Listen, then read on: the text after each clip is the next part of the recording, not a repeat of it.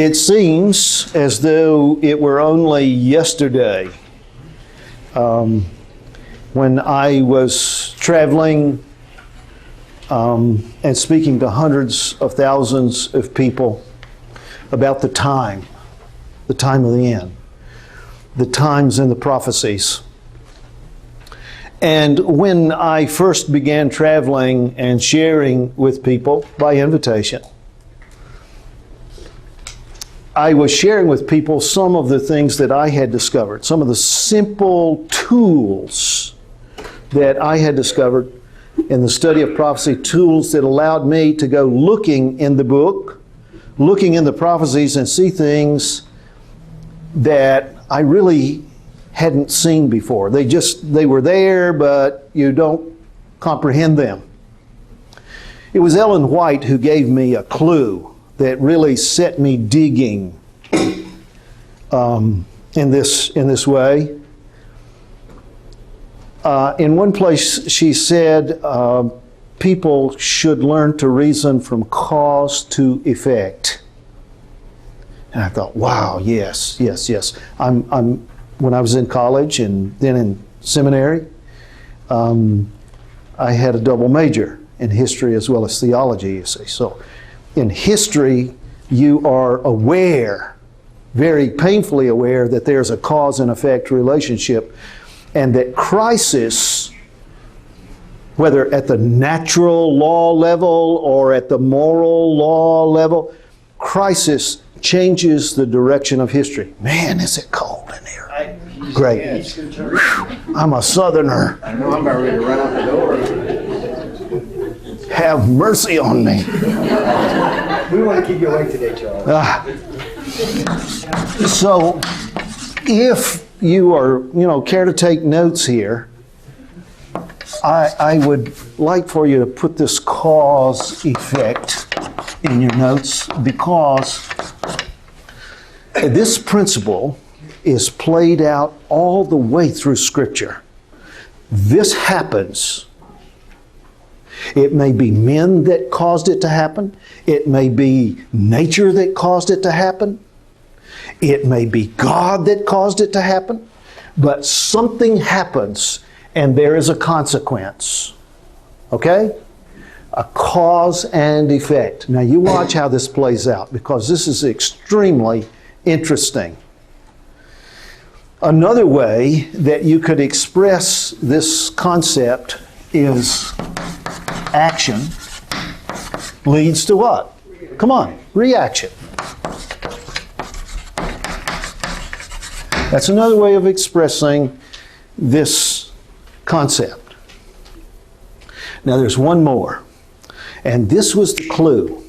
I had seen it repeatedly in things that Ellen White wrote about the time of the end, and when here it is. When? That's not much of an age. When? Then. I was reading Matthew 24 when this really grabbed me. And I saw that Jesus was using this very principle, this very law, if you will, in his discussion with his disciples about the time of the end. When ye therefore shall see, written by Daniel the prophet, whoso readeth, let him understand. Then, see, wow, this is a grabber. It ought to be, anyhow. In my experience with Seventh-day Adventists has been an interesting odyssey. Because you have a group of people who have invested so much of their life in their study in the Bible into Daniel and Revelation. You have people in front of you who they're interested. You don't have to come and get them all heated up and stirred up and say, you ought to be interested in this, No, they're already interested. And when I first began traveling and speaking to people like this, they would just sit and you could see their eyes get bigger and bigger, and they're just, They're interested. They're in it. 2 and 3 hours, just sit there and not move. That doesn't happen unless the Spirit's working, okay? It's not normal, natural human nature to do this kind of thing.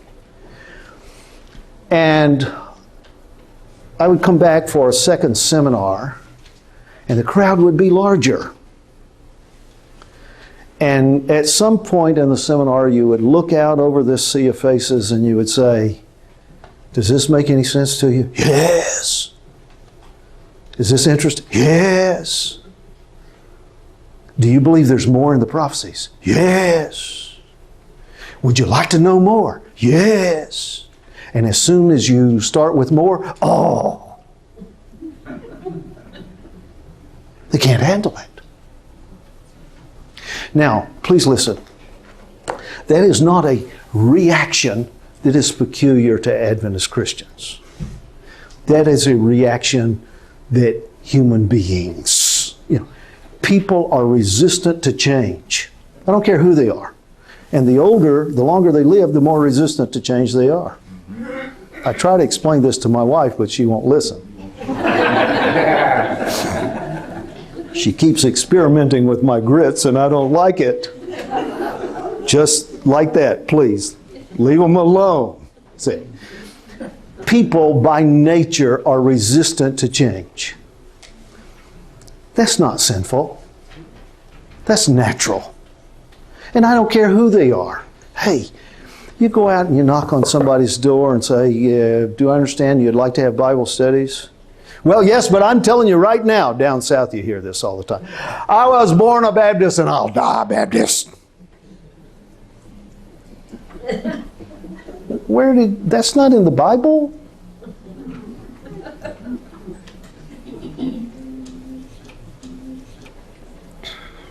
There are a whole lot of Baptist Adventists. Okay? It's human nature that people they become comfortable with what they understand, what they've been taught, what they've been living with for most of their lives. And along comes somebody and wants to, stir them up. This is exactly what Jesus did and got him killed. They had 1,500 years of prophets, prophecy, law, writings, and when the very object, the very person that all their law and prophets and prophecies were all about, pointing to, see, when he showed up, Yeah. why is that? Why did they respond that way? Because he threatened their comfort zone. That's how I like to refer to it. It's a comfort zone. Hey, see.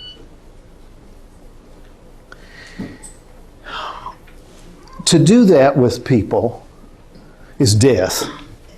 I mean, you have to be aware going in that you are going to open Pandora's box. And you must be prepared to receive the response that you're going to get back from people. All right? It's natural. It is an effect of the cause. You have caused them pain. See?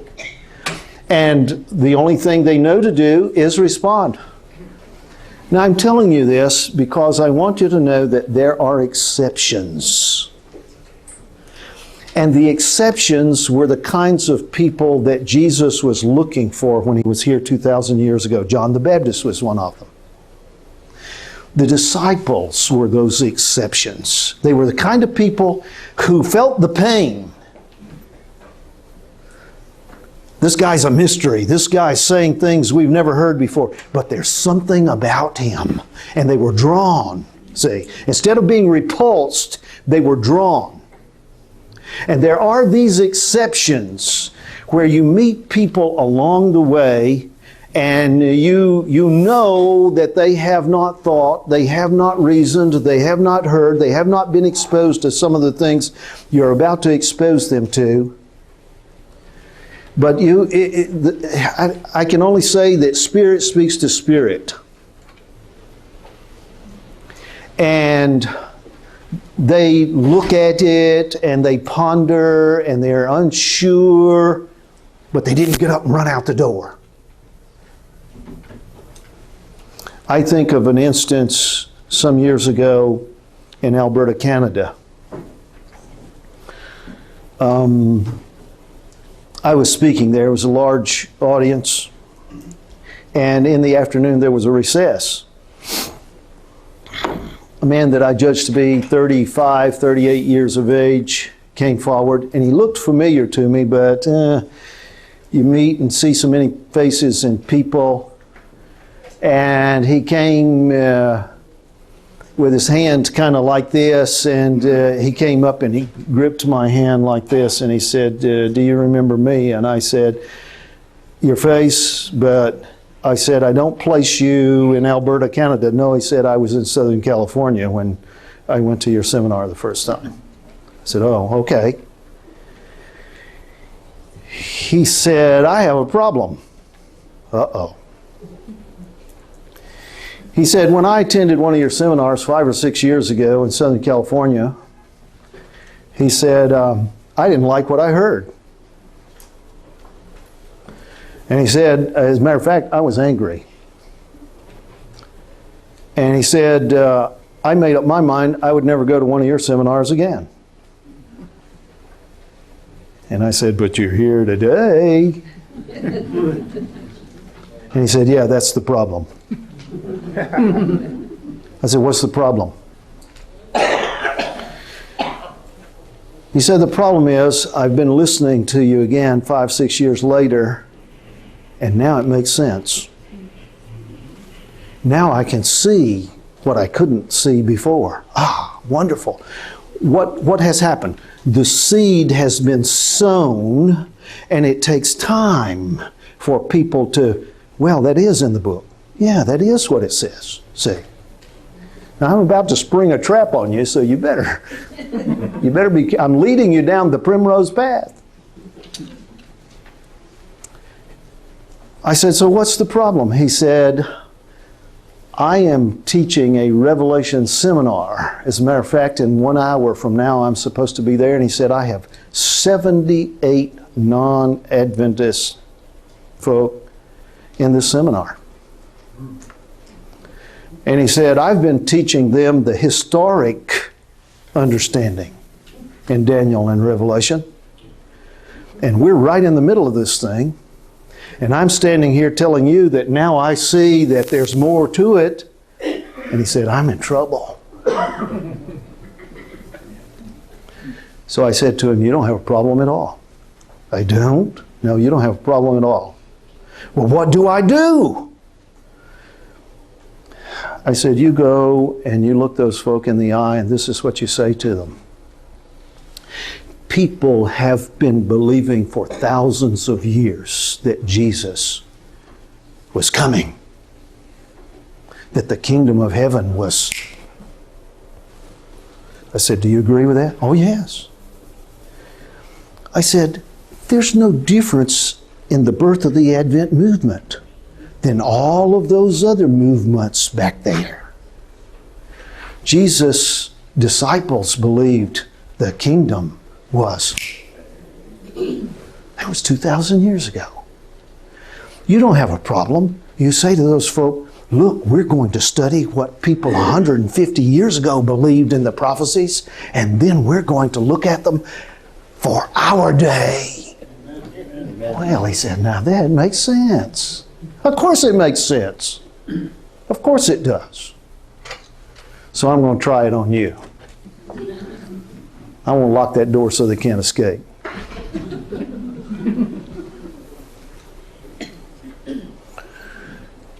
I had a gentleman in a seminar, and I could tell, you can see the red rising, you know. I could tell he was becoming heated. And sure enough, when the break came, he was Johnny on the spot right there, and he said, you know better than this.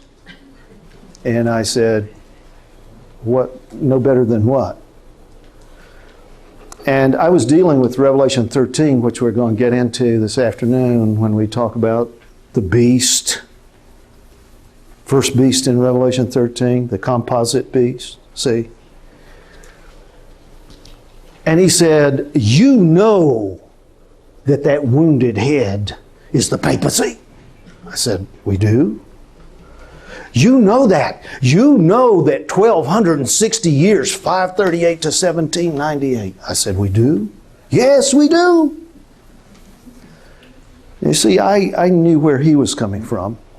He didn't know where I was coming from. He's caught up in what he's been taught. And so I had to try this one on with him. Unfortunately, he was not one of those exceptions. The red went right to the top and out he went. Now that's sad. All right? But please watch. We're looking at a cause and effect relationship. See? John, in Revelation 13, describes this beast rising out of the sea, standing on the sand. And he has the mouth of a lion, feet of a bear, looks like a leopard. Dragon gives him his power and seat and great authority. And he has how many horns? 10. And he has how many heads? 7. And John describes this creature in some detail. And he says, now on the horns were crowns, but on the heads were the names of blasphemy. So the crowns are state power and blasphemy is religion. This is church and state together. That's trouble. Okay? So the pioneers in the Advent movement, they looked back at this thing and they said, yes, this is the papacy. Yes, this is the Pope. Yes, yes, yes. And so they took the wounded head and they said, that's the Pope. And they said, that's the Pope in 1798. He received a deadly wound. Okay? Come on. Tell me what happened in 1798. General Berthier, Napoleon's general, marched into town and took the Pope, what? Prisoner. All right? Now we're so sure that it's the Pope and the papacy that this has to be a key moment in prophetic time. And we know how long this power sports himself because it's 42 months, it's 1,260 days, it's 3.5 years in the Scripture. All right? And so if he received his deadly wound right here, then we must back up how many years? 1,260 years. And I said to him, I said, could you show me a text in Daniel or Revelation where it says 1,260 years? No, but. I said, no.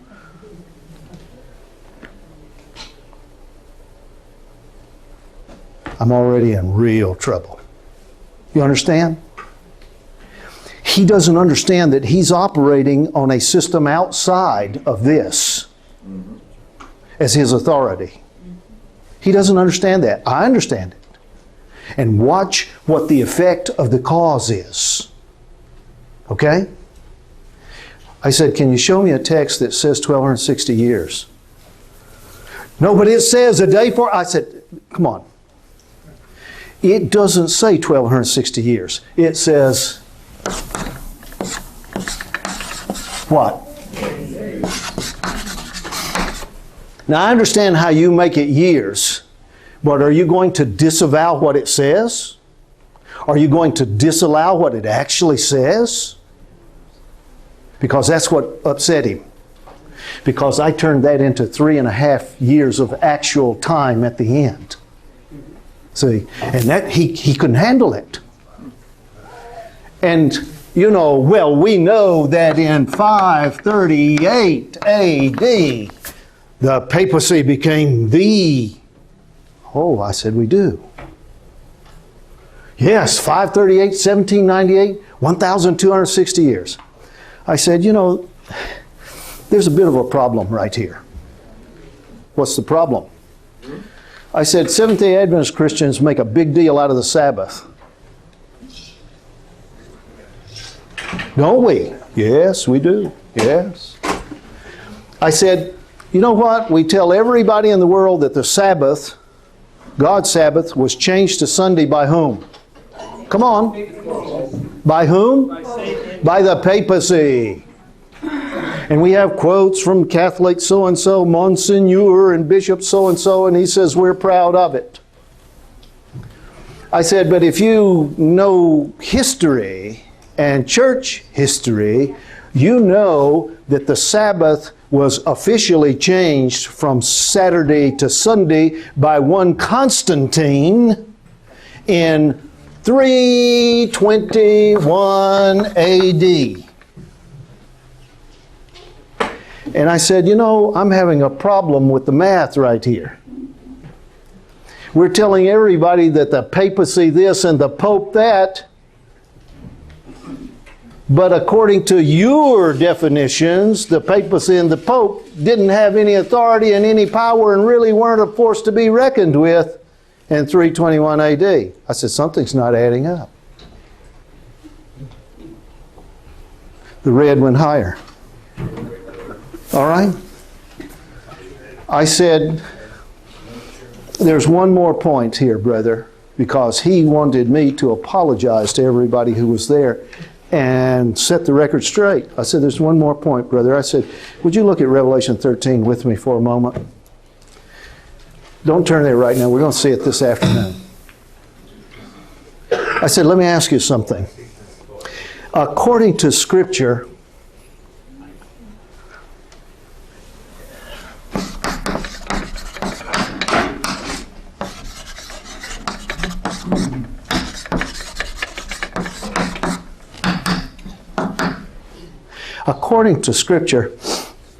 does the 3.5 years, 42 months, 1260 come before the deadly wound is healed or after the deadly wound is healed? And when he saw it, the red went, and he went,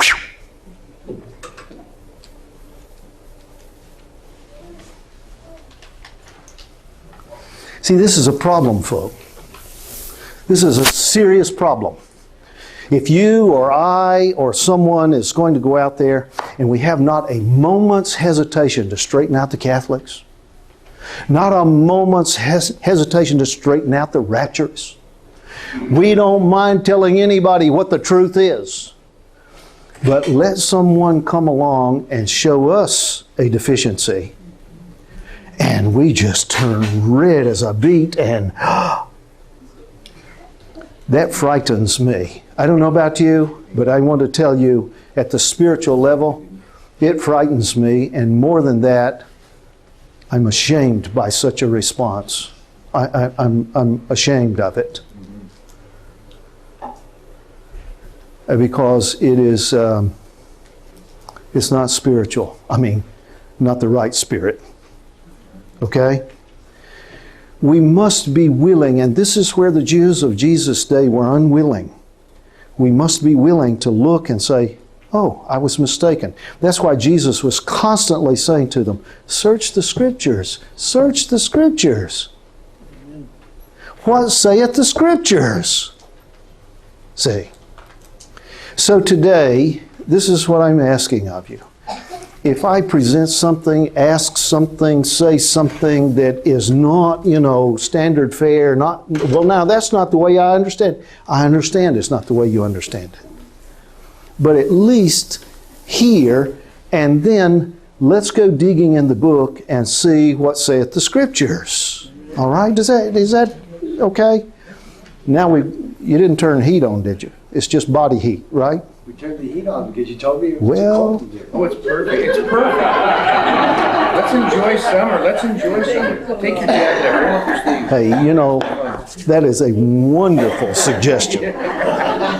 Loosen that tie. We're ready. White chalk and blue coats don't go together anyhow. Now I want to bring you back here to our first discussion of cause and effect. Crisis literally changes the course of history. Hurricane Katrina was a natural disaster.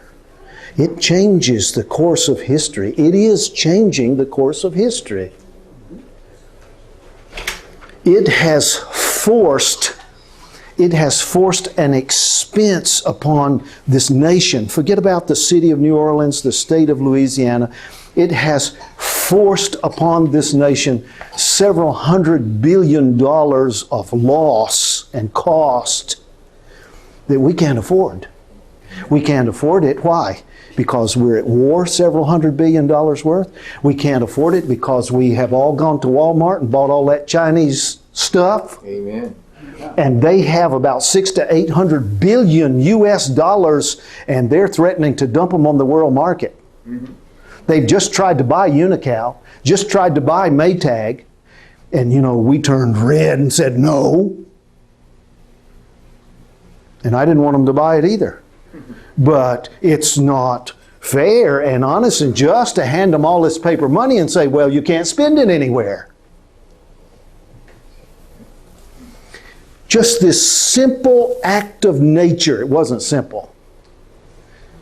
One hurricane and the whole course of history. Okay? Mm-hmm. Now we can go back just 3 years or so, and we could say 9/11 changed the course of history. The world says it did.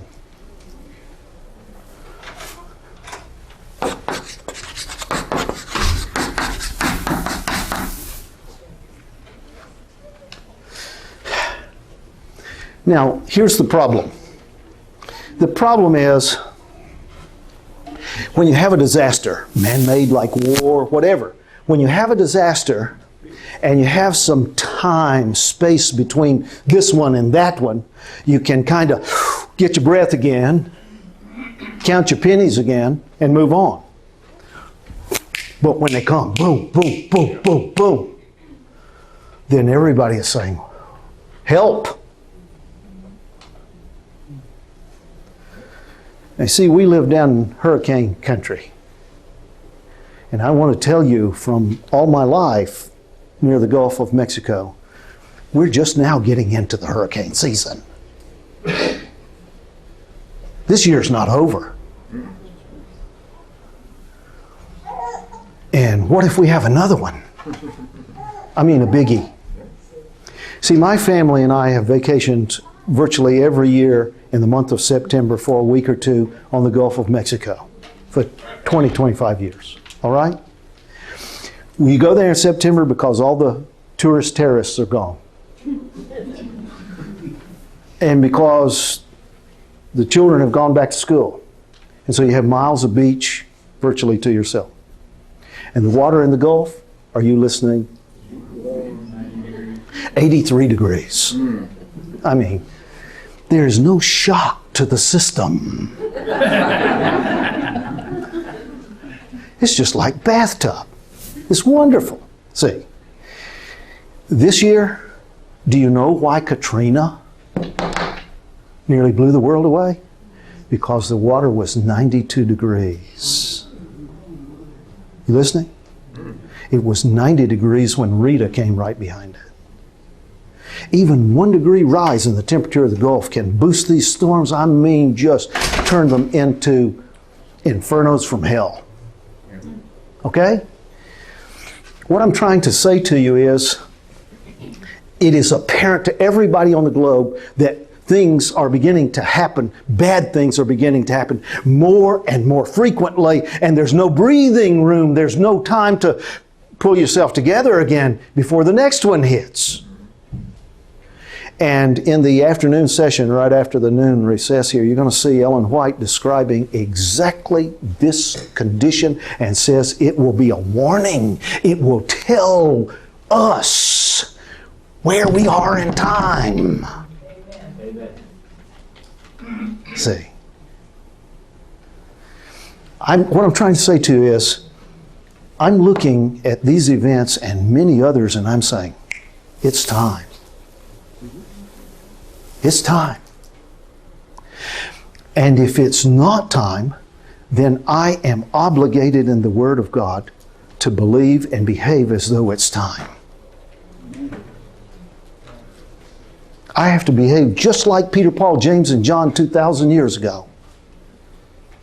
See, these are the people who are exceptions to the rule. And these are the people God uses to change the course of history.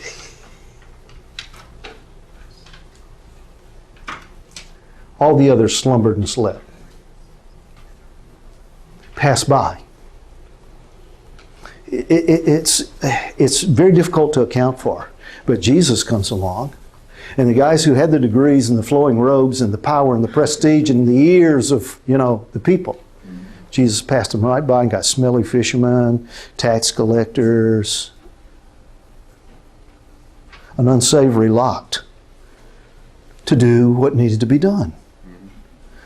Do you think it's going to be any different at the end? No. You better go buy some fish and rub it all over you.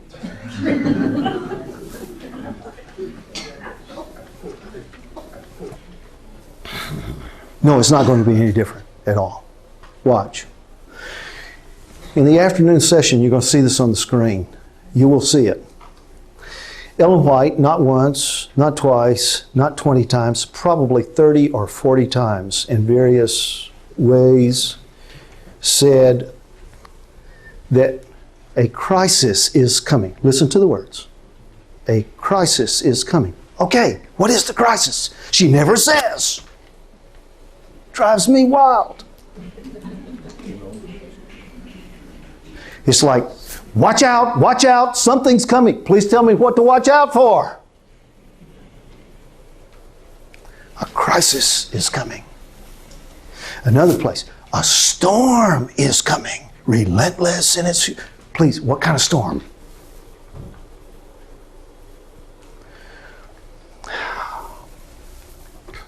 A sudden and unlooked for calamity. Please tell me what to look for. Never defined. Not once. Never defined.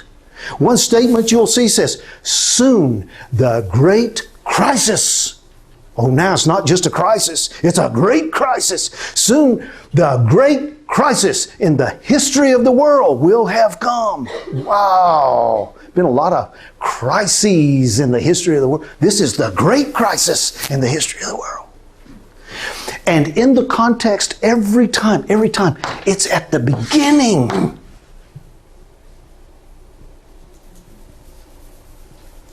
Be nice if it were at the end. No, it's at the beginning of the end. And I go back and I read Jesus talking to the disciples, and he uses exactly the same approach. Tell us, what will be the sign of thy coming into the end of the world? And he says, there will be wars, and there will be famine, and there will be pestilence, and there will be earthquakes, and there will be, whoa! He says, by the way, the end is not yet. All these are the beginnings. And this is exactly how Ellen White has approached this time of the end scenario. Okay? What is this great crisis in the history of the world?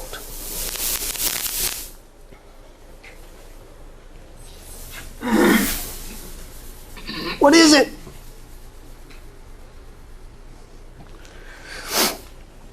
I have spent years and years and years digging, looking for some clue. Just a little clue, please.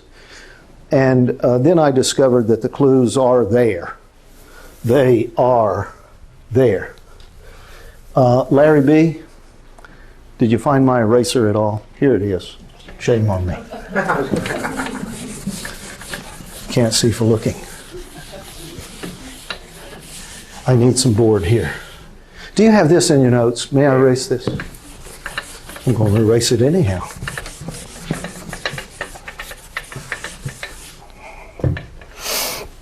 We've done this, but it bears repeating.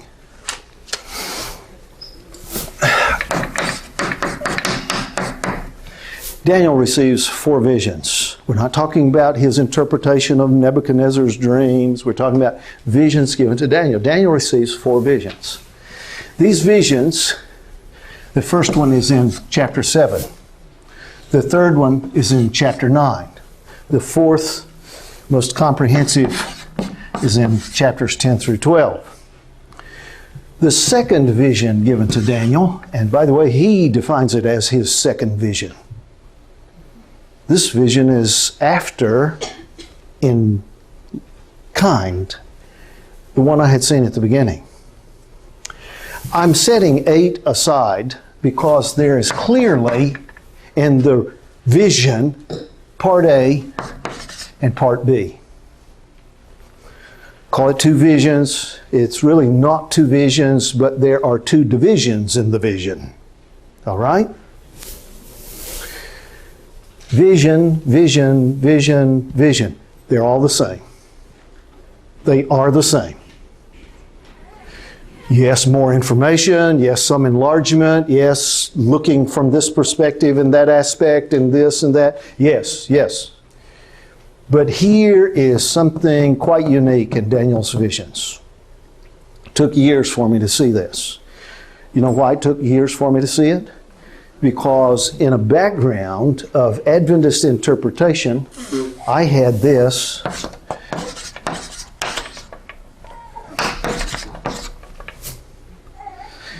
I'm speaking of the ram versus the goat. All right? And after many struggles, it began to occur to me that I was reading without reading. I was not looking at the large picture. I was scrutinizing a verse or two. I was hugging trees and couldn't see the forest. So what is the forest? It's real simple. Daniel, 600 years before the time of Christ, is given visions of the end time. Did you hear what I said? Did it register? And as soon as 336 BC won't cut it. That's not the end time. There's nothing apocalyptic about Alexander the Great, unless you were one of the folks he was whacking their heads off. You know. No. Daniel, at the conclusion of his life and his work, an angel appears to him and says, Daniel, shut up the words and seal the book, your words, your visions. Shut up the words and seal the book even till what? Time of the end. Now, he didn't say, except 8a. He didn't say, except 9. He said, these visions belong where? Time of the end. That's not me. That's the book. That's what it says. And when the disciples said, Lord, how can we know when the time of the end has come? Who does he quote? Daniel the prophet. And it began to dawn on me, wow. These folk back there 150 years ago, they were behaving just like those folk back there 2,000 years ago and 3,000 years ago and 4,000. They believed with all their hearts that Jesus was coming. The end was here. And didn't hesitate to tell the world so. And certainly one another. But it didn't happen. And when it didn't happen, they were forced by circumstance and time to move the appearing of Christ, the coming of Christ, the return of Christ, the kingdom of heaven. They were forced to move it to the future. But what did they do with the fulfillments that they had preached of the prophecies? Well, they said, we weren't wrong. We weren't mistaken. We can't be mistaken. Because if we're mistaken, God wasn't in it. I've had to look at people and say, where is that verse in the Bible? That's not in the book. I've had people come and say, not once or twice, dozens of times people come and say, God wouldn't allow us to be misled. So wait a minute. There they were in the garden. Perfect. And God allowed them to be misled. Are you something special? Where do people get these ideas? Let me tell you where they get them. down here at the human response level. Because I don't know what to do if I'm wrong about something, mistaken about something. All my family, I've been telling them for years. I can't show my face. Let me tell you something, folks. This is just personal. You know what all those hard-headed, hard-hearted family members and neighbors have been waiting for? Somebody to get real and come along and say, you know, I was mistaken. Mm-hmm. They're waiting for a little humility.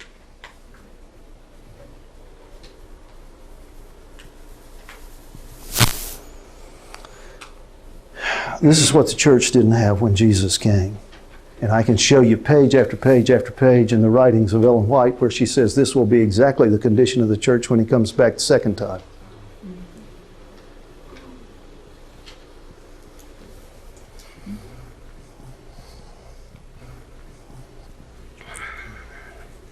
I want to talk to you about the ram and the goat for a few minutes. Then I want to put some things on the screen here that are very current.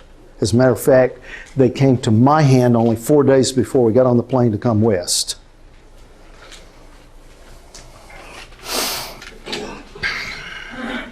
We need... See, it's not enough to say, well, there's cause and effect. Yeah, okay, well, tell me some cause. That's what prophecy is about. Prophecy foretells, forewarns, instructs you, this cause will take place. And when this cause occurs, this will be the effect. Jesus said, I tell you before it come to pass, so that when it come to pass. Yeah. That's what prophecy is all about. That's what this instruction for the time of the end is all about. So we can know before it comes to pass that. So let's try a few things on here. And I don't have time to go point by point. This is available in studies. It's available in print. But let's look at a cause and effect relationship. It was the 3rd year of the reign of King Belshazzar, Daniel says. We're talking about the first verse, chapter 8, Daniel 8. Second vision. It was the 3rd year of the reign of King Belshazzar. Why is that significant?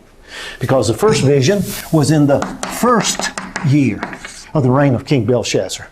This one is in the 3rd year. Why is that important? Well, who was Belshazzar? The last king of Babylon. Prophecy is not about the past. You know, for years, I was told, that lion with eagle's wings, that's Babylon. So wait a minute. Daniel, shut up your book till the time of the Babylon. That's 600 BC. Does it say anywhere in there that it's Babylon? No, it doesn't.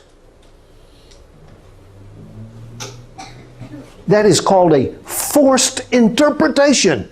Peter in the New Testament says that is a private interpretation. Know this, he said, that no prophecy is of any private interpretation. No. It doesn't say that lion with eagle's wings is Babylon. Once you begin to read it just as it reads, hey, Babylon, Belshazzar is the guy that saw the handwriting on the wall. Babylon is about to pass away. This is a vision of the future, not the past.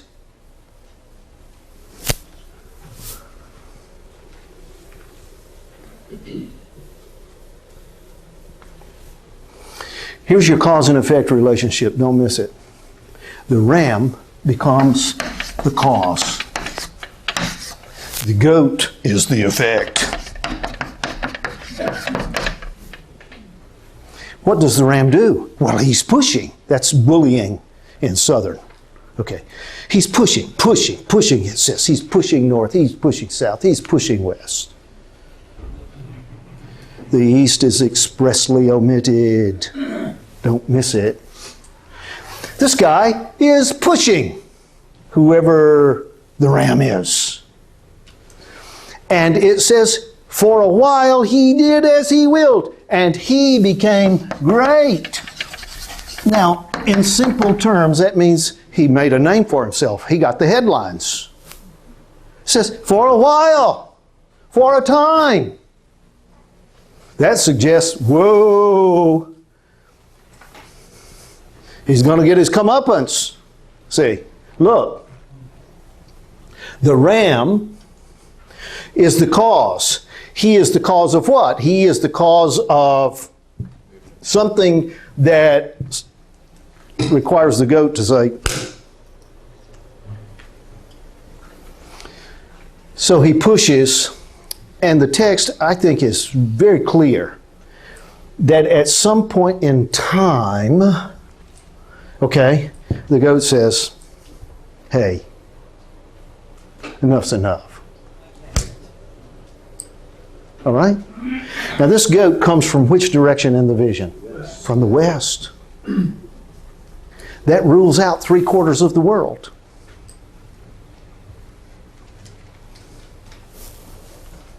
And he comes without touching the ground. That leaves water and air. And he comes to the ram which I had seen standing beside the river. The ram that had 2 horns, the higher horn coming up last. He came to the ram which I'd seen standing beside the river. He came to him in the fury of his power. It says, he was moved with, you remember the old English word? He was moved with what? Choler. The goat? Choler. He was mad as Butch. See? And he came to the ram, verse 7, and threw him to the ground and stamped on him and brake what? Both his horns. And there was no power in the ram to resist him and none to help him. So let's try this on for size. Who is the ram?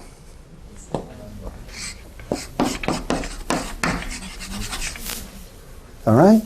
The ram is Islam. Call him Osama, whatever you want to call him. The ram is Islam.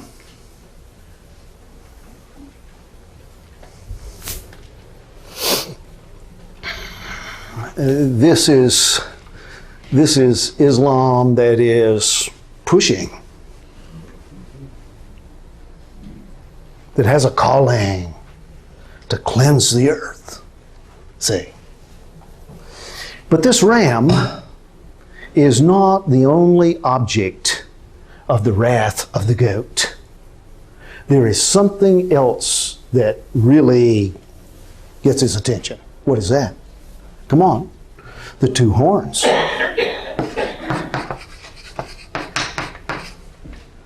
Now, if I were just reading and looking at this and I didn't have any help in the scripture, I could guess, this is China, this is Russia, this is what. No.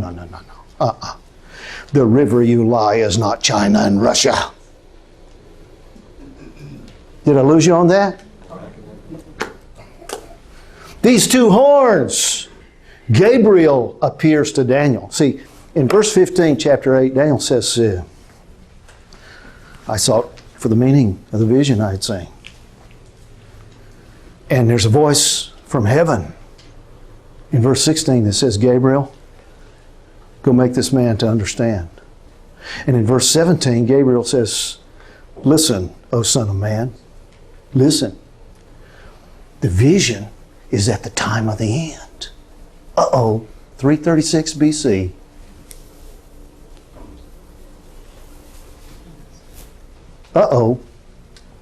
Listen.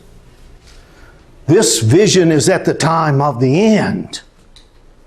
And he continues in the next 2 verses. By verse 19, he tells him twice again, at the time appointed the end will be. This is the end time vision. Listen, son of man.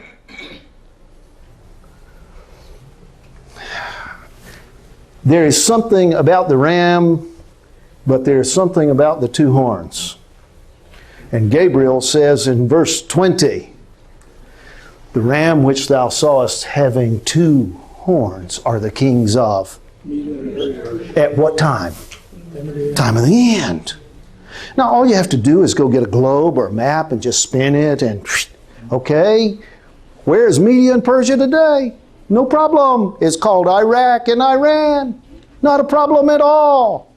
don't come and turn red, because that's what it says. See, there is something that the second higher horn, the one that comes up last, there is something that that second horn does that so angers the goat that he is moved with choler. I'm tempted at first, and people follow and they say, well, we were angry because of 9/11, and we went into Afghanistan, and we went into Iraq, and of course the clear intent is to surround Iran. I mean, hey, come on. That's on the front page any day you want to look. Of course we're surrounding Iran. Of course Iran is the boogaboo in all of this. Of course. But I want to tell you that so far it's just been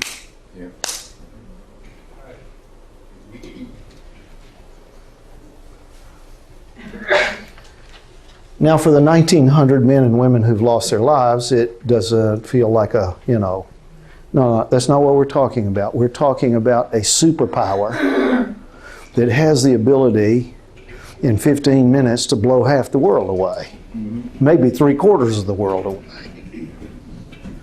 Something is going to so anger the goat that there is a heated response. I'm suggesting to you that that heated response in the prophecy, in the vision, has something to do with this crisis that is coming. It is clear in the vision that it changes the course of history.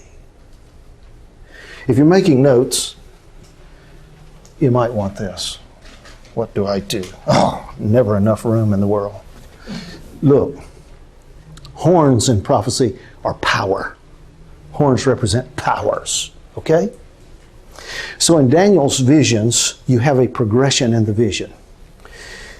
The ram pushes and bullies, and he becomes great. The goat comes with a notable horn, a principal horn, which is said to be the number one king. Okay, the first king, he's number one. The goat comes, and after he throws the ram down and breaks both of his horns, he becomes very great. And this is fascinating stuff to me, this progression. The ram, he's great, but the goat with the number one, he becomes very great, but as an effect of the cause. He throws the goat down and breaks both his horns, and it says, and when he was strong, the notable horn was what? Broken. Yeah, and the idea in the original is shattered. All right?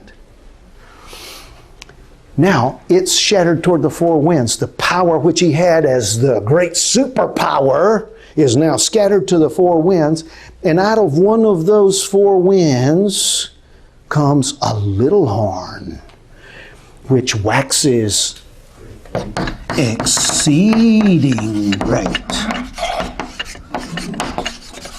See, we're looking at cause and effect. It is the breaking of the ram and the two horns that sets up the very great. So here's how we do this. Oh, me.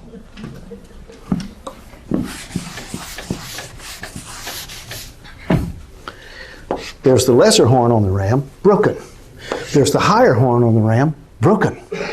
That is a cause-effect relationship. But what is the effect of? Watch. The he-goat stands up and, I did it. We told him, we warned him, we got him. But when he was strong, what about that horn?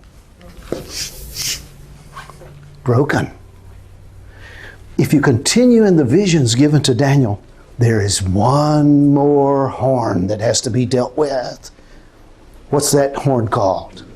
The little horn. That is the last horn or power to be dealt with in Daniel's visions. Now I'm looking at you for signs of intelligent life. You don't get to this without this and this. You don't get to this without this and this and this in the visions. This is the beginning of something.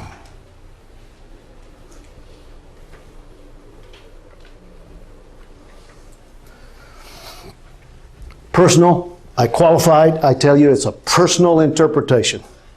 But after years and years and years of looking, digging, wondering, I am convinced that Vision 8A and the ram goat scenario and the breaking of these horns until we get to the little horn pie, I am convinced that this is the great crisis in the history of the world. Well, how in the world can this be a great crisis? Because very likely we're going to see some nuclear weapons. Either they're going to pull one, boy, you just got to see this. You need to see this. I want you to see the date. What's this, 1st of October? Yes. That's what, 3 weeks ago? 3 weeks ago. Look at this headline. Iran, Iran, jubilant about Katrina. What's Katrina? Hurricane. Revolutionary Guards see opportunity to create devastated zone in the U.S. Watch. 3 weeks. 3 weeks. Don't miss it. Washington. Iran, which has experimented with missile detonations that can create nuclear electromagnetic pulse attacks, capable of crippling U.S. electrical grids and computer technology, is taking notice of the devastation wrought by Hurricane Katrina. Now here's a cause, Hurricane Katrina. Iran's Revolutionary Guards conclude the deadly storm has exposed America's strategic vulnerabilities, according to reports today on the whatever website. The mismanagement, this is a quote. This is from Iran. This is 3 weeks ago. Take note of the date, September 11, because when I get to the second article here, the date is the same. This one's from Iran. The second one is from Washington, D.C. The mismanagement and the mishandling of the acute psychological problems brought about by Hurricane Katrina clearly showed that others can at any given time create a devastated war zone in any part of the U.S., said Brigadier General West, the official spokesman of the Revolutionary Guard. If the U.S. attacks Iran, each of America's states will face a crisis the size of Katrina, he said, referring to the massive hurricane which hit the southern coast of the United States. I was saying to the folks over in Oregon the other day, and you're so distant, you're so far removed here, you know. I said to the folk in Oregon, I said, do you realize that the first Al-Qaeda cell that was uncovered in the U.S. was right there in Oregon? Mm-hmm. Good old liberal place. You know how they found them? Some of these wild men were out with AK-47s in they thought a remote enough place, and they're in a pit firing AK-47s. You think they were practicing to go deer hunting? You see, someone heard the gunfire. Now, that's not so strange, but it's automatic gunfire. Now, that's strange. And someone heard it, and they called the authorities and said, man, what in the world is going on? Sounds like a war over here. And they came out, and here are several members of an Al-Qaeda cell practicing to shoot who? Practicing to mow down who? To kill whom? Yeah. Listen, folk. When they say, if they bother us, we'll make it happen in every state in the U.S., you better believe it. You think they only have one cell in each state? Hang it up. Come on. I don't want to get on that.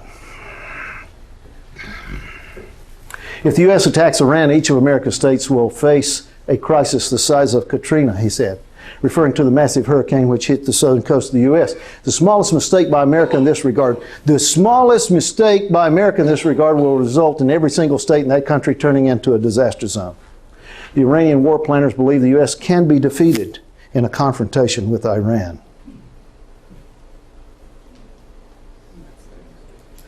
You see, I was born a month after Pearl Harbor was bombed.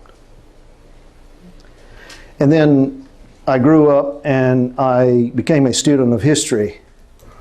And I want to tell you, if you go back and you examine the thinking of the Japanese before they bombed Pearl Harbor and the thinking of the Germans before, okay, they really believed that America was a pansy. That if we just kill a few of them, they'll turn tail and run. And of course, what history proved is that they grabbed a tiger by the tail and didn't know how to ride. All right?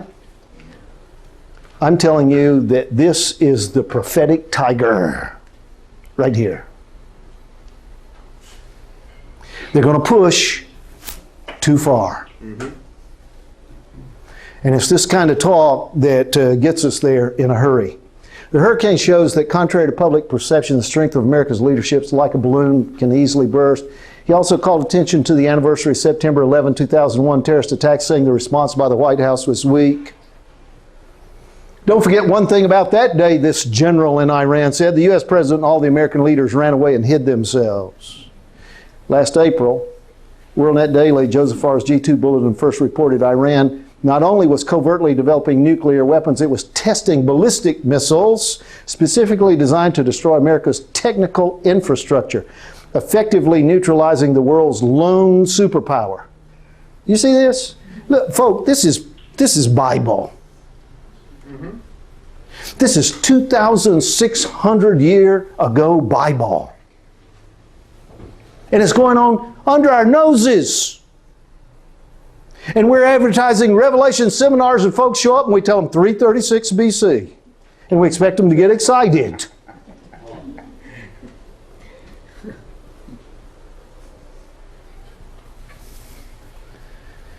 According to U.S. intelligence sources, top scientists and Western missile industry experts, watch this. I mean, this is real stuff. The radical Shiite regime conducted successful tests to determine if its Shahab-3 ballistic missiles capable of carrying a nuclear warhead can be detonated by a remote control device while still in high altitude flight.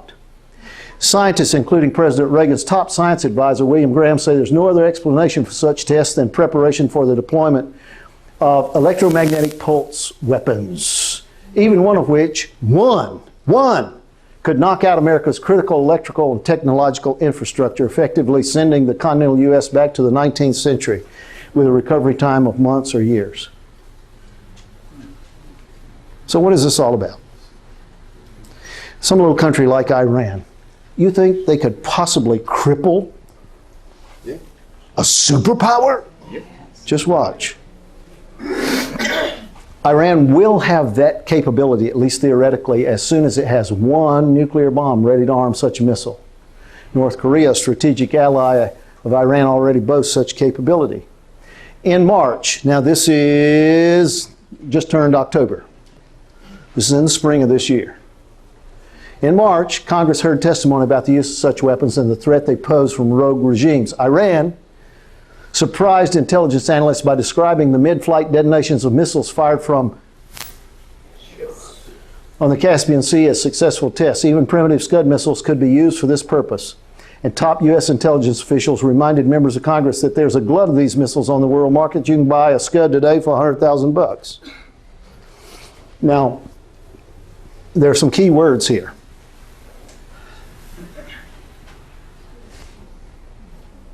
Okay? They don't have to launch 1,000 missiles. All they need is one.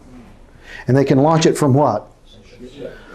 So you can sit off the coast of the U.S., outside U.S. territorial waters, lift the hatch, and fire.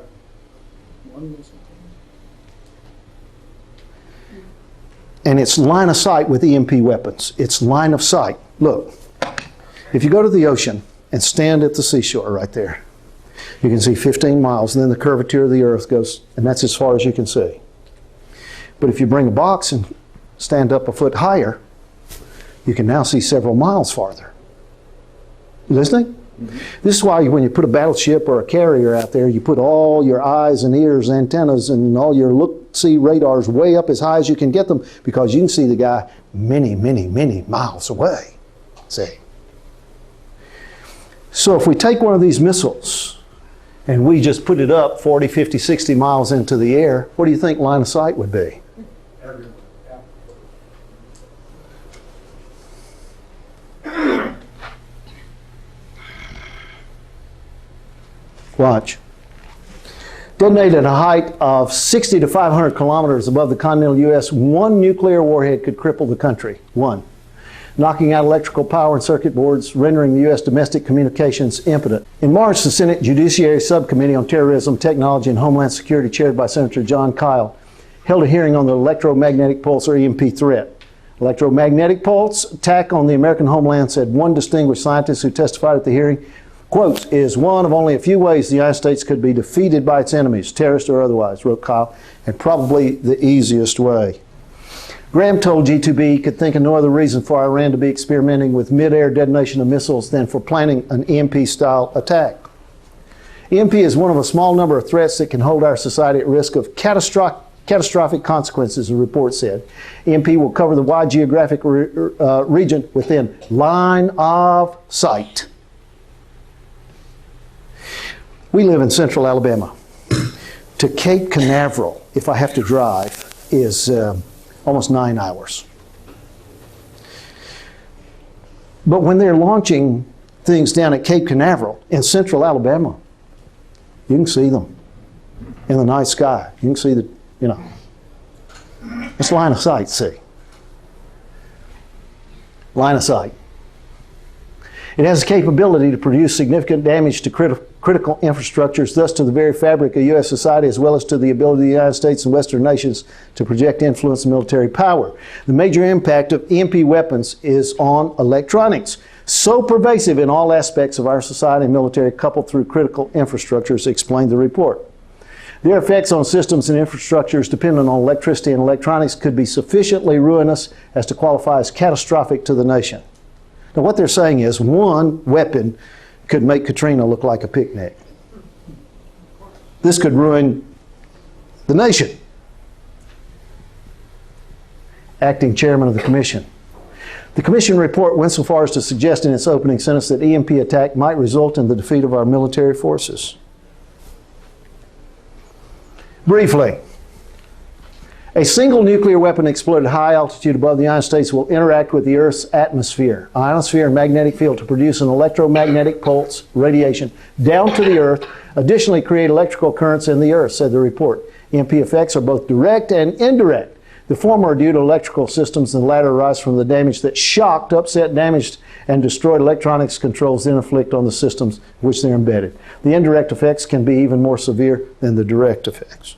It's kind of like living in California and you got a quake, and then you worry about what?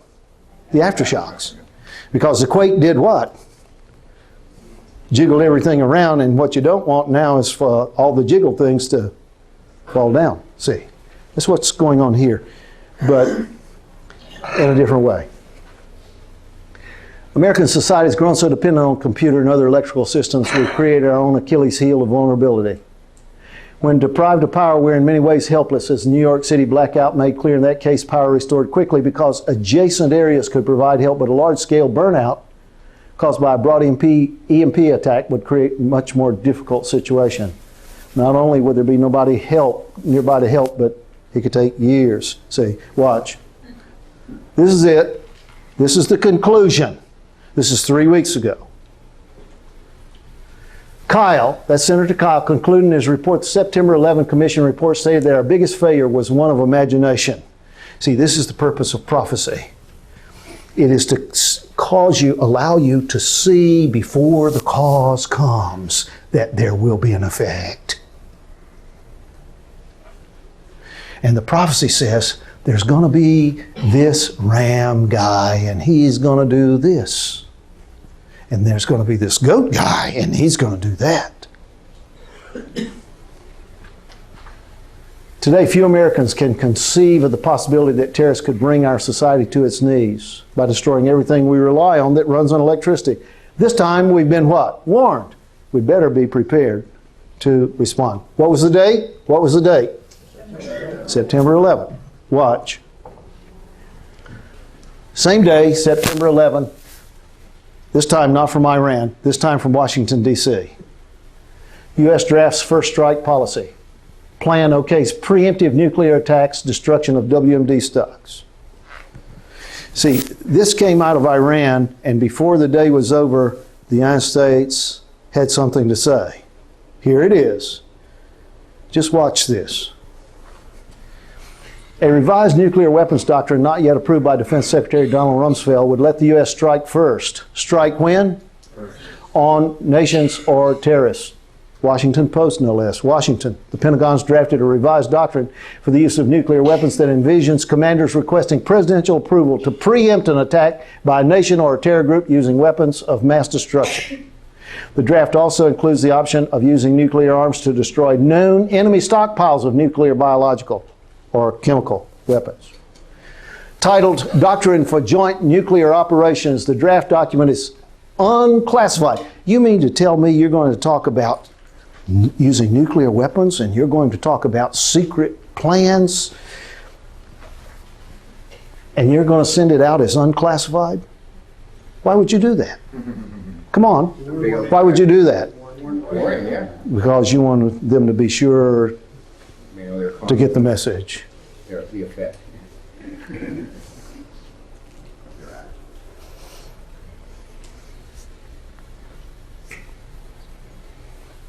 Unclassified. Available on a Pentagon website. You can read the thing. It's expected to be signed within a few weeks by Air Force Lieutenant General Norton Schwartz, Director of the Joint Chiefs, according to Navy Commander. First example for potential nuclear weapon use listed in the draft is against an enemy that is using or intending to use WMD against the U.S. or allied multinational military forces or civilian populations. Another scenario for a possible nuclear preemptive strike is in case of an imminent attack from adversary biological weapons that only effects from nuclear weapons can safely destroy. I think that's the last it is. So let's put this here for a moment. Now, I reserve the right to be wrong. I'm rarely ever, but I reserve the right. I don't think Iran is going to pull the EMP thing, because I think that we have sufficient electronic snooping to know if anybody even whispers it over there. All right? I don't think they're going to get that done. I cannot tell you what they're going to do. I don't know. Do I believe they're going to do something? You better believe it. And I believe it will be so apparent to the world. We don't have to go to the UN and tell anybody. It will be seen by the world that they did it. And the United States is going to be mad as Butch. And we're going to go over there and beat them to a pulp. Okay? But what will be the consequence of that cause? We wind up broken. Mm-hmm. Well, what in the world could shatter us? Well, I'll tell you, folks, it's really very simple. And this is why the prophecies of the end time are full of discussion of economic collapse. Okay? You take the world's stock markets. Today, if you're going to be trading in the stock market, then you better have your little computer with an alarm by your ear at night while you're in the bed and let it ding and wake you up and tell you that in Singapore they're trading right now, and this is, and in London they're trading. No. It's a global right now. See. And if you think that the Israelis or the Iranians or the Americans or whoever it might be should pull the trigger on one nuclear weapon, what do you think the response on the world markets would be?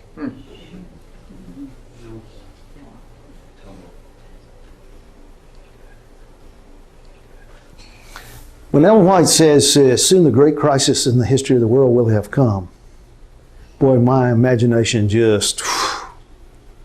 Now, what would just get everybody on the planet upset?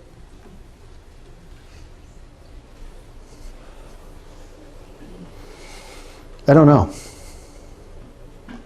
But Jesus said, you should know this, the scripture cannot be broken. It's going to happen. Yeah. Exactly what every little detail will be, you know, dotting of the I and cross, I don't know. Doesn't matter.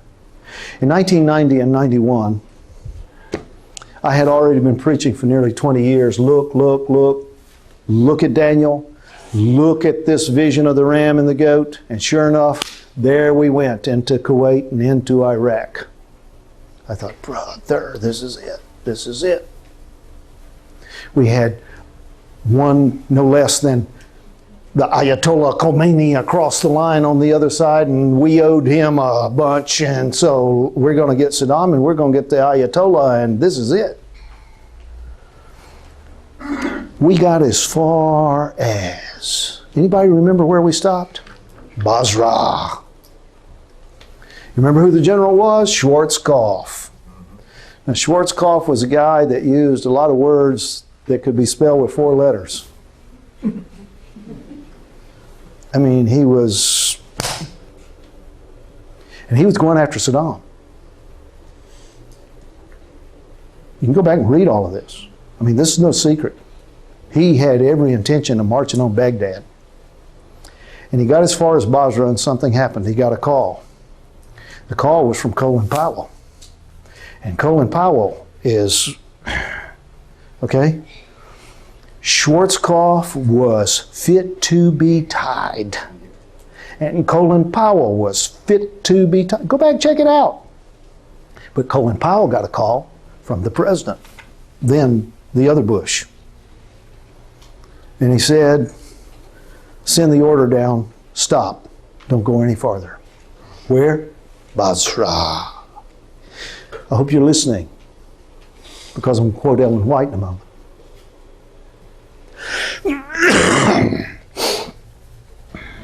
Stop.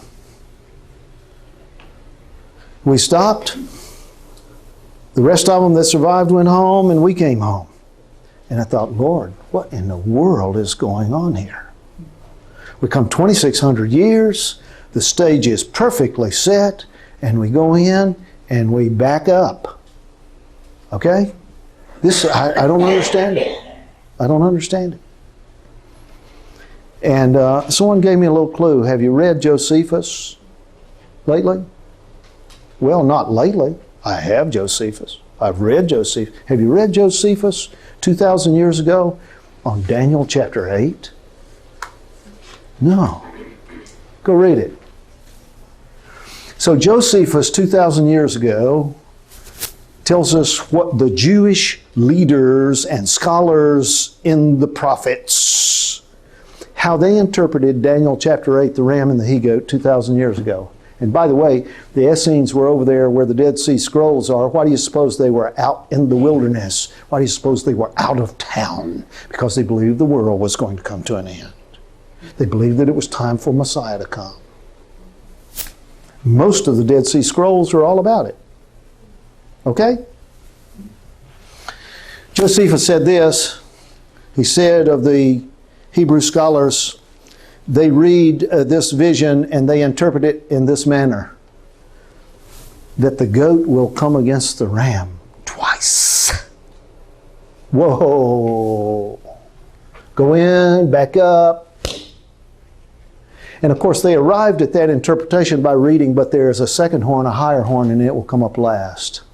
And when the goat comes this time, he throws what to the ground? The ram. And he does what? He breaks both horns. That's interesting to me. That's really interesting. And by the way, I want to quote Ellen White here. In a book available under the title Testimonies to Ministers, which means most laymen don't own a copy.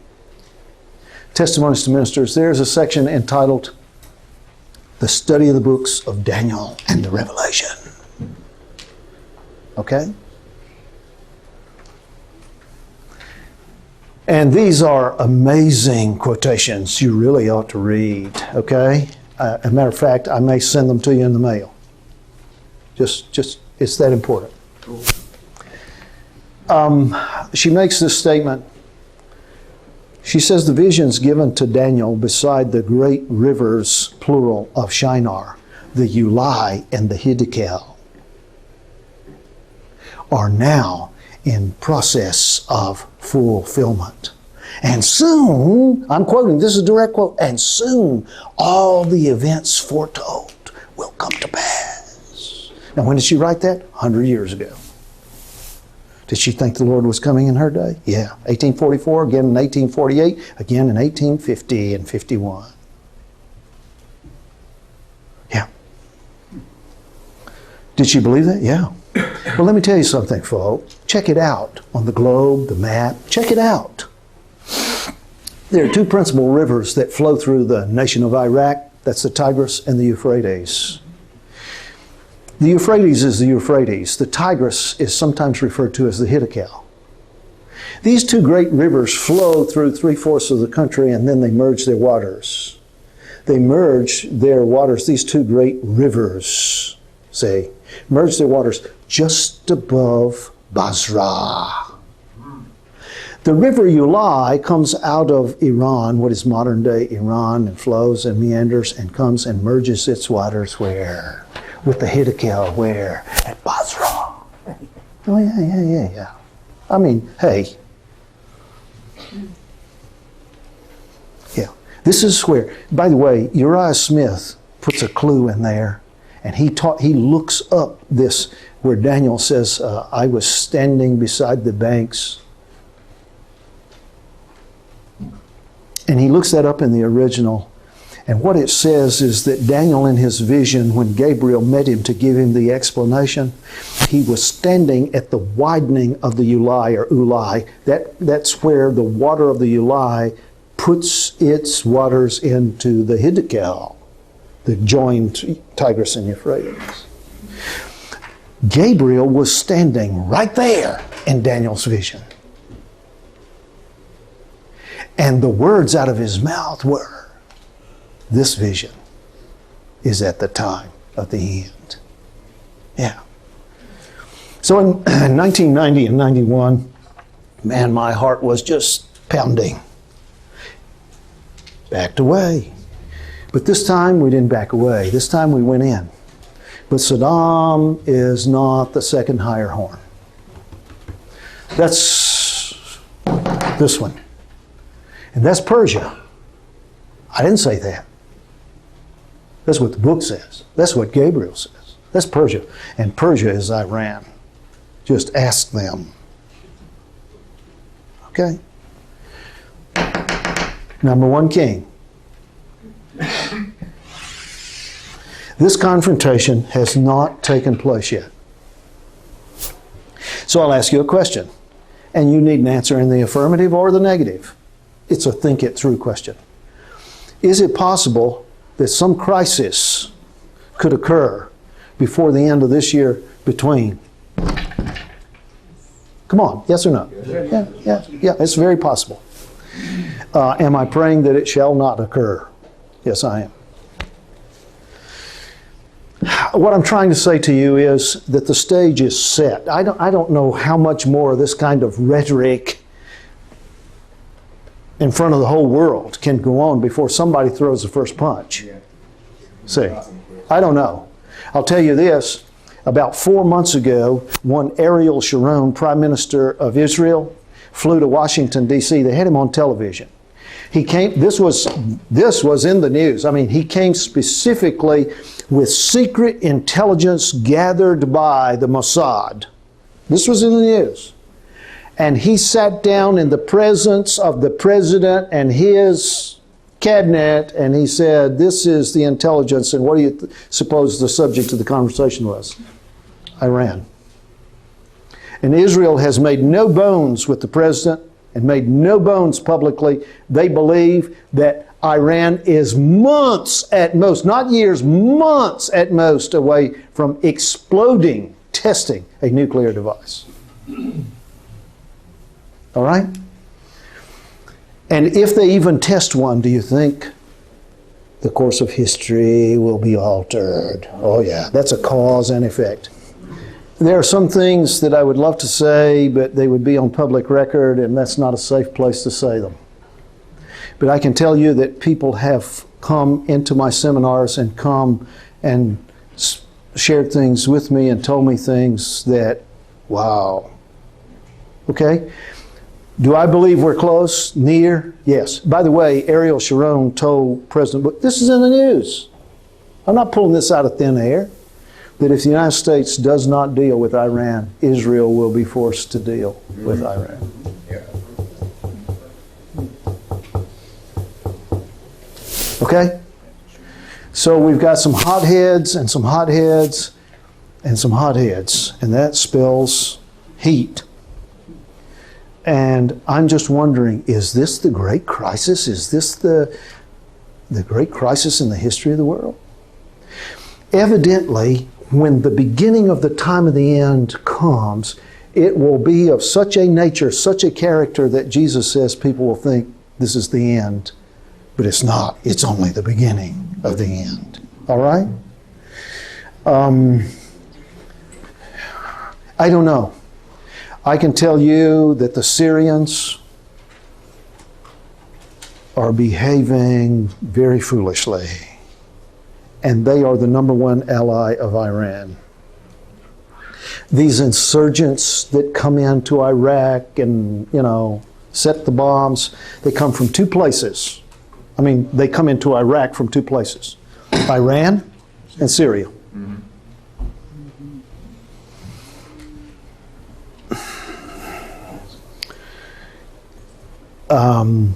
If the United States is forced to deal with Iran, and I believe that's prophetically what's going to happen, then you might want to keep the other eye and ear open for the response from the Syrians and the Israelis. And nothing would surprise me about what's coming than to see the United States use their new bunker busters, which President Bush just asked Congress for permission to tip them with nuclear weapons to take care of the Iranian threat. All right? Hey, this is in the news, folks. Not making anything up. I would not be surprised that if the Syrians rattle their swords, I would not be surprised if the Israelis pop a cap on the big one. I'm just telling you. Yeah. It's really very simple. Israel is surrounded, see, and Syria is so near Israel that if they push the button to launch a missile, in 25 to 29 seconds it's on the ground. Seconds, not minutes. So if the Israelis have the ability electronically to spy on Syria, which they do, they know when the Syrians snore at night. Hey, if they hear electronically the guy lift the cover on the switch, no. They don't wait till he pushes the button. No. I don't know what's coming, but I rather suspect the ram and the goat are right there in the middle of it. War and rumors of more to come, for nation shall rise against nation and kingdom against kingdom. See, that's where we're going. Now, I have just a few minutes to try and pull something together for you here. We're discussing a cause and effect relationship. When we start in the next hour, after the noon recess, you're going to see that Ellen White approaches this in exactly this fashion, a cause and effect. And she's speaking to Seventh-day Adventists specifically. And she says, when you see this, then this is what you are supposed to be doing. She's not talking about Baptists. She's not talking about Catholics. She's not talking about Buddhists. She's not talking about who. She's talking about Seventh-day Adventists. When this happens, then this is what you should do. This is what God expects you to do. And I'm saying, wow. Wow. This is why, when we sent an invitation this time,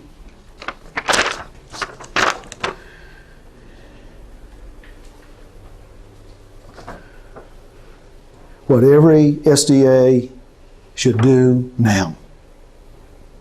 See, in view of the crisis, if this is the crisis, if it's not, then prophetically we have to behave as though it is. See, an Adventist by definition is one who believes in the imminent return of Christ. That's by definition. And I just believe that. No, I don't think the Lord's coming tomorrow or next week. But I believe that this cause-effect relationship is going to set in motion soon, I'm quoting, soon great lines of prophecy will be fulfilled, as it were, in a moment of time. All right? We're almost there. We're almost there. There's going to be this cascading effect, cause, effect, just and it's downhill. It's just the more the snowball moves, the bigger it gets, and the faster it's rolling. Prophetically. See. And if this is true, then is it scary? Yeah, it's scary. But I want to tell you what's scary about all of this. What's scary is that we are the prophetic, we meaning Advent believers, Advent claimers, okay? We are the prophetic equivalent of those to whom was entrusted the law and the prophets. Back there. And you'll see some statements here in a little while that say that with regards to Seventh-day Adventist Christians, God has set them apart from the other churches by entrusting to them. And wait till you see what He has entrusted to them. And this is what He expects as a result. Okay? I hope you won't miss this. I really hope that you can stick with us here. Stand with me, please.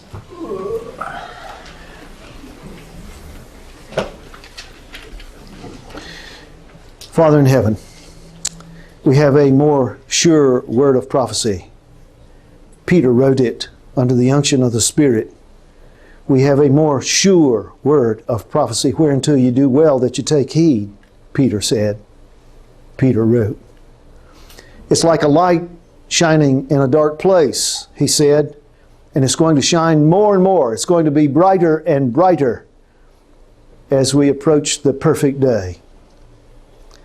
I just thank you that we can come together here today and open your word, give our minds and our thoughts to these things, and that we will not only hear, but we shall respond. Let the word be a cause in our hearts today, and let the effect be a response to the Spirit of God. I ask you to bless these people, every one, especially the young people who are here.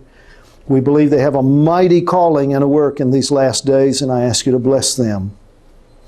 Now bless us in this hour as we take time to be refreshed and to find fellowship here. I thank you, Lord, for every blessing in Jesus' name. Amen.